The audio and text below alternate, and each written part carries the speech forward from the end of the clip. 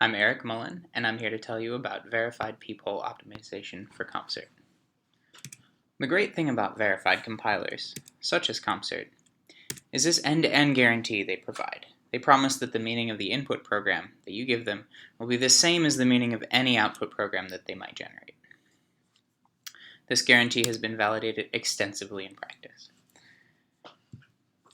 However, the design considerations that allow us to build a verified compiler stand in pretty direct tension with a lot of current compiler optimizations. And that's why over the last 10 years, there's been a slew of really great work adding these back into CompCert. However, all of these optimizations have dealt with various kinds of program transformations at the higher or middle level of the compiler. We are the first to look at transformations at the assembly level. Now, an assembly transformation in its simplest form is what's called a peephole optimization, where we have this sliding window, this peephole, which looks over the code. When it finds some instructions that occur in its database of rewrites, it performs that rewrite. Now, due to the simplicity of this optimization, one might think that we won't gain much traction by verifying this. However, just last year, the Live project showed us that there were more bugs per line of code in the peephole optimizer in LLVM than any other part of the compiler. Today I'll show you how to guarantee that you have no bugs in your peephole optimizer and how to preserve the end-to-end guarantee which CompCert is famous for.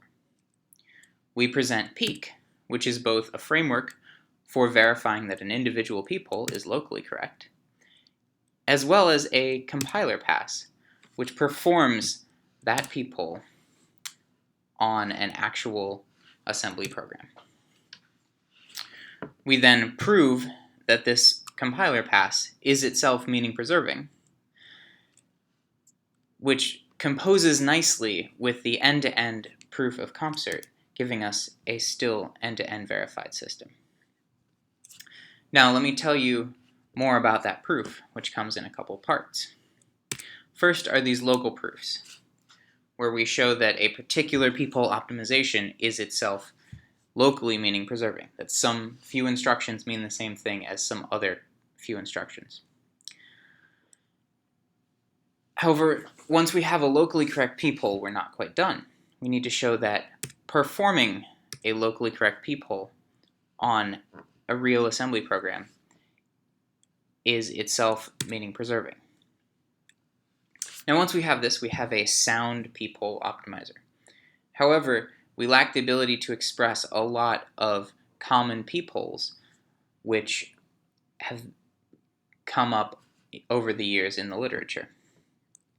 For this reason, we've built a liveness analysis, which allows us to express the correctness of peepholes which preserve the values in some but not all of the registers.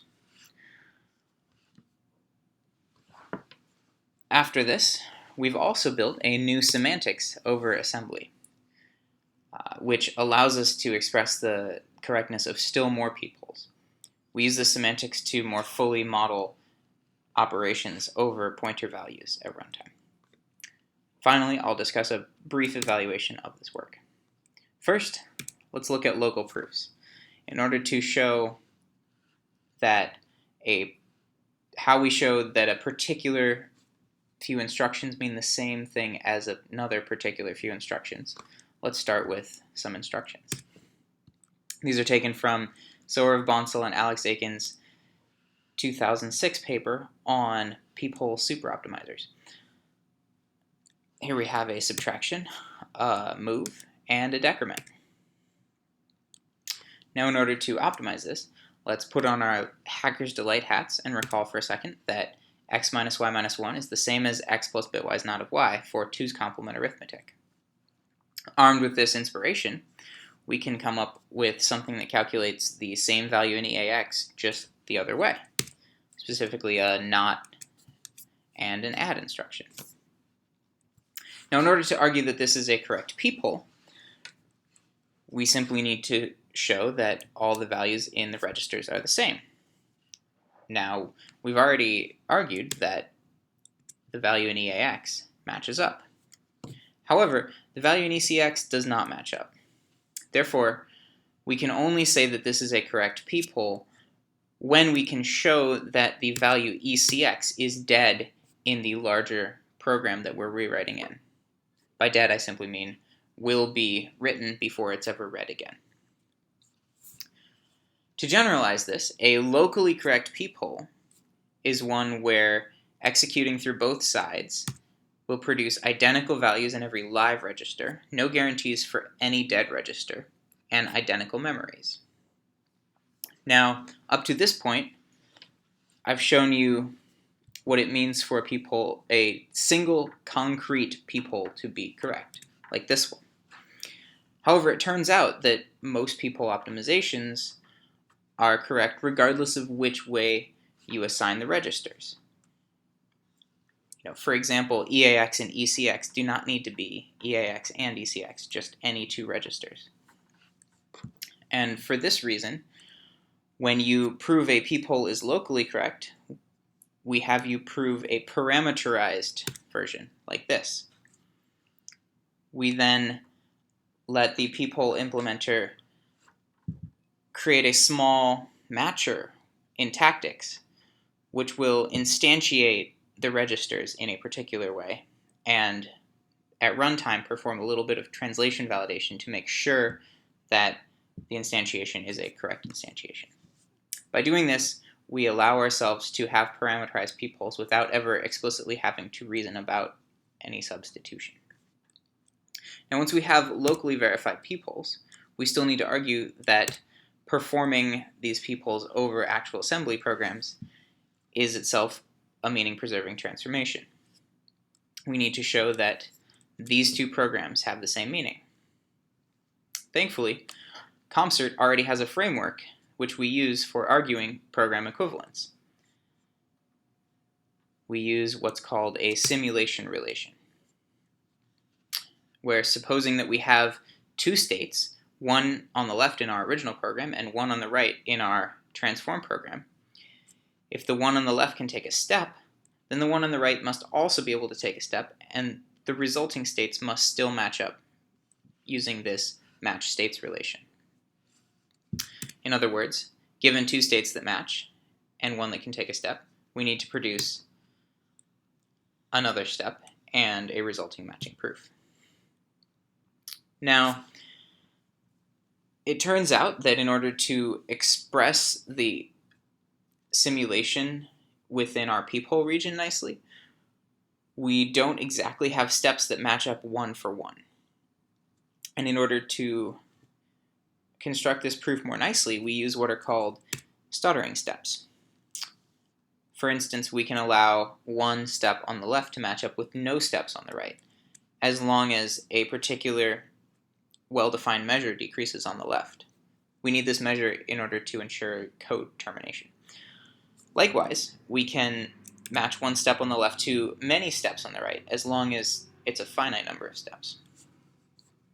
Now, once we have all this machinery, let me walk you through how we've actually defined this matching relation and the construction of the simulation proof as a whole. So as long as we have two states that are outside of a region that we will transform, they simply match and simulate in lockstep. So as soon as the left steps, the right steps too, they must agree on all live values and have similar memories. Likewise, be at the same point in the program. However, once the left side steps into our transform region, the right side takes no such step, and the left matches to the right before it enters the transform region. Likewise, for every subsequent step that the left takes within our transform region, it matches to the original state on the right. However, once our left side steps outside of our transform region, then we allow the new program, the right program, to step all the way through the transform region. And we reestablish matching on values by appealing to the local peephole correctness. Now, in order to construct this proof in this way, we need a few things. One, we need correct liveness information about the rest of the program outside of the peephole to allow us to construct that lockstep as long as we're outside of the peephole region. We also need these single entry and single exit facts which pertain to the rest of the program which we are rewriting in. We need a few other facts as well. For instance, the fact that the program counter doesn't overflow. Now these single entry and single exit properties. Single entry is the idea that no matter where control flow is outside of your peephole, we need to guarantee that no matter what it does, it never jumps into the middle of your peephole. If we allowed it to do this, then we would not be able to appeal to our local peephole correctness. Likewise, we need a similar property called single exit. Now this is a different peephole to better illustrate the single exit property, but it is a peephole that we allow in Peek. It's a jump followed by a label, which we jump to, and then a decrement instruction. And further, we could perform this rewrite in this program. However, we can't perform this rewrite in all programs. For instance, if another copy of label 1 is at the top, we cannot perform this rewrite. This is due to the semantics of jump and the fact that we can, in fact, construct repeated labels in CompCert. When we execute this jump instruction, if this other label exists at the top of the function, the semantics are to jump to the first occurrence of this label in the function. We need to outlaw this as we're jumping out of the middle of the peephole, even though locally the peephole looks like we will jump to another instruction within the peephole. Now once we've guaranteed single exit and single entry properties for our program as well as some others, we are able to construct the proof as I showed you earlier, and we have a globally correct peephole optimizer. However, once we have this sound peephole optimizer, we still want to be able to express the correctness of useful peepholes. And for this reason, we've built a liveness analysis, which allows us to express the correctness of peepholes which preserve the value in some but not all of the registers. For instance, if we take a look back to our example, we can recall that this was a correct peephole if and only if the register ECX was dead at the time. Likewise, in x86, there are multiple ways to do other things, and you may want to clean them up with peepholes. For instance, adding two numbers.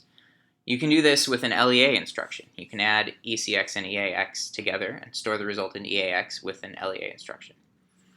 You can also perform the same computation with an add instruction. You might want to trade one for the other. For instance, CompCert will only generate LEAs, but add is executed in a different unit. LEA is actually executed in the memory unit, and add is executed in the ALU. However, there is one slight semantic difference between LEA and add. LEA will preserve the values in all of the arithmetic flags, whereas add will write new values to them. Likewise, in x86, if you want to zero a register, you can move the constant 0 into that register. This works just fine. However, you can also XOR that register with itself. This encodes to just slightly shorter than move 0. And many newer architectures actually have a fast path for self-XOR. However, move 0 will preserve the values in all of the flags, whereas XOR will write to them yet again, making both of these rewrites sound if and only if the flags are dead at the time. In order to implement rewrites which are correct only when certain things are dead, we've created a liveness analysis in order to prove that certain registers are dead at certain points in the program. we ask, will a particular register be read before it's written at this program point? And if we can say definitely no, we can prove that it's dead. Our liveness is a simple iterative workless style algorithm which is verified against this simulation style specification, where we say that if we have two program states that agree on the values in all live registers, and one can take a step, then the other must also be able to take a step, and the resulting states must still agree on the values in all live registers. This is verified assuming certain facts about the calling convention in x86, both where call and return instructions send their control flow, and which registers are caller save versus callee save. Essentially, which registers are alive and dead across certain call instructions and return instructions. Now, once we have this liveness analysis, we can express the correctness of peepholes which preserve the value of only some registers. However, there are still more peepholes which we'd like to express the correctness of, which are correct over raw x86, but we cannot prove are correct in CompCert's semantics, which is why we've developed a new semantics for x86 in CompCert. If you take one more step back to our running example, it turns out that even in the current framework that we've built, this is still not provably sound. And the problem now traces back to the value in EAX. If you'll recall back to our original motivation, we stated that x minus y minus 1 was the same as x plus bitwise not of y for 2's complement arithmetic. And this is true. However, in order to argue that this rewrite is sound, we need to show that x minus y minus 1 is the same as x plus bitwise not of y, not for 2's complement integers, but for the contents of registers in CompCert semantics. And in CompCert semantics, the contents of registers are one of these values. They're either the undefined value, two different widths of integers and floats, or a pointer, which has both a block and an offset within that block. Now, pointers have blocks and offsets due to the shape of CompCert's memory model. CompCert has memory which contains blocks and some bytes within each block. Every time you allocate, you get a new block that it has a distinct number from any other block that has ever existed during runtime. For instance, if you loaded from block 0 offset 2, that would refer to this particular byte of memory. Now, in order to show you just how we can't prove this peephole sound yet, we can't prove that x minus y minus 1 is the same as x plus bitwise not of y. And in order to look into why this is a problem, let's look at the definition of subtraction. Now, when we subtract a value from another value, we have a bunch of different cases. For instance, if we subtract an int from an int, we still get an int, and life is good. If we have a pointer and we subtract an integer from that, we must have been decrementing that pointer. Thus, we just get a decremented pointer. And finally, if we have two pointers and we subtract one from the other, we must have been thinking of pointer difference, which is only defined if those two pointers are into the same block. Then we get the distance between the two pointers as an int, otherwise we get back undefined. Now if we go back to our example, and we look at the original program and the transform program, and we look at the case where both the original values fed into the peephole were pointers into the same block, then our original program is calculating a well-defined integer value in EAX. However, when we transform our program, we're now taking the bitwise not of a pointer, which is undefined, adding it to a pointer, and getting an undefined answer. In order to deal with this, we've constructed a new semantics for x86 assembly in CompCert, which allows us to express a well-defined answer to more operations over pointers. In order to do this, we simply convert those pointers into their corresponding integer representations before we do any computation over them. In order to do this, we axiomatize these two functions, pointer inject and pointer surject. Pointer inject maps high-level block and offset pointers down to low-level 32-bit values, and pointer surject goes the other way.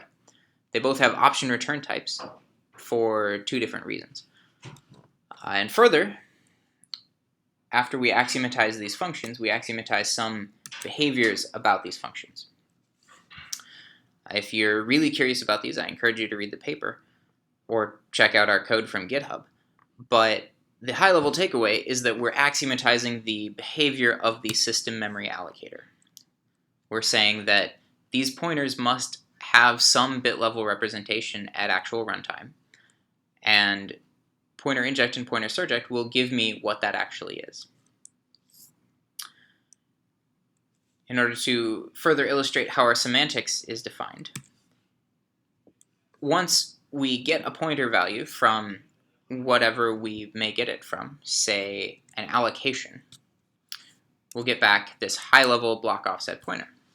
Now, before we ever move this into a register, we're first going to use pointer inject in order to convert it down into its lower level 32-bit representation. Now we can compute over this value, we can store it to memory and load it back, we can do anything we'd like that we'd normally do to an integer. However, just before we send it back to memory in order to address a particular byte, we convert it back to its high-level representation with pointer surject, send it off, and address memory. Other than this, our semantics very closely resembles CompCert's original assembly semantics. Further, we've proven a simulation between the original assembly semantics and our new as-in-bit semantics. Given these axiomatized pointer inject and pointer surject functions, and as long as allocation never fails, as long as the program doesn't run out of memory. This is the best guarantee that we could have hoped to get, since we're compiling from a language with potentially infinite memory down to a language with only finitely many representable pointers at runtime. Now that we have this new semantics, we can finally express the correctness of our running example. Now, how do we evaluate work like this? First and foremost, we care about expressiveness. Which different peepholes can we express the correctness of? And to this end, we've taken a list of 6 challenge peepholes from Saurav Bansal and Alex Aiken's 2006 paper on superoptimizers. Every single assembly peephole that they list in the table at the end of the paper, and we've taken them as a challenge problem for verification. So we can express the correctness of subtraction turning into bitwise not, of conditional jumps turning into conditional moves, of 3-move swap into an actual exchange instruction, of a conditional bit mask into a conditional move, and we can change the constant in the program text, and we can eliminate a redundant load. All in all, we verified 28 peepholes so far, with an average of 70 lines of proof per peephole. And the barrier to verifying more peepholes is not so much the verification effort, but the discovery effort. So I would encourage anyone who has their favorite peephole and wants to verify it to send it to me, and I would love to verify it. These 70 lines of proof per peephole contrast very nicely to the 30,000 lines of code and proof, which it took to develop the system as a whole. Finally, we have one particularly interesting peephole that we're quite proud of. If you recall, Andrew Appel implemented and verified the SHA-256 hash function using C and their verified software toolchain. He proved many high-level cryptographic properties about SHA-256, and then used CompCert in order to preserve these properties from the C level down to the assembly level. We were looking at the generated assembly from compiling this SHA-256 function and noticed a redundant load here. We found the 4 instructions on the top and were able to verifiably replace them with the 3 instructions on the bottom, removing this redundant load. Doing this gave us a 4% speed up, all the while preserving every property which they'd verified at the higher level. Now, research never happens in a vacuum. I'd like to thank all of my collaborators, as well as the larger UW Pulse family as a whole. Thank you very much.